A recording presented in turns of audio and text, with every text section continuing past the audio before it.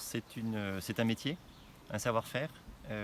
qu'on développe pour notre cas et pour le cabinet Couder et foresterie que je représente depuis plus d'un siècle. C'est-à-dire qu'on analyse en fait tous les paramètres de la forêt, le sol, le nombre d'arbres, la hauteur, la qualité technique de l'arbre, la qualité technique du sol et les volumes ou le potentiel de croissance et la diversité des arbres ou le modèle sylvicole de production.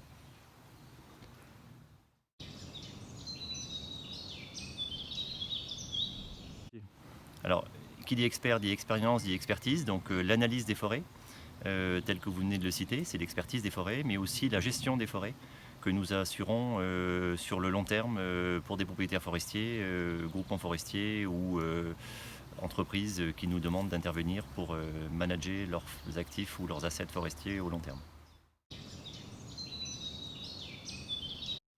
Parce qu'on participe finalement à un modèle nature, donc on participe à un développement du territoire aussi, et notamment de la France qui a une vraie culture et une vraie histoire forestière, et on participe à des filières euh,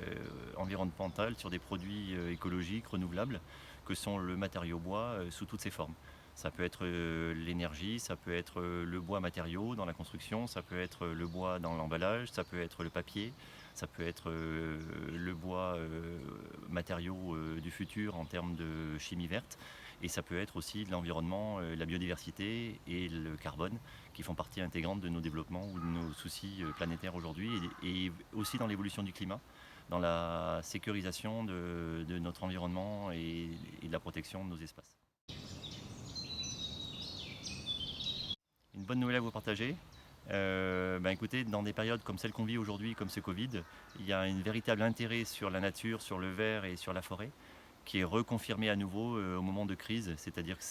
la forêt, elle pousse quoi qu'il se passe, crise ou pas crise. Les arbres poussent, la nature réagit toujours. Et donc là, l'intérêt aujourd'hui qu'on voit à nouveau après une crise sur la forêt ne fait que reconfirmer l'intérêt, la passion et la stratégie que la France ou que d'autres pays ont sur le développement ou la gestion de la forêt.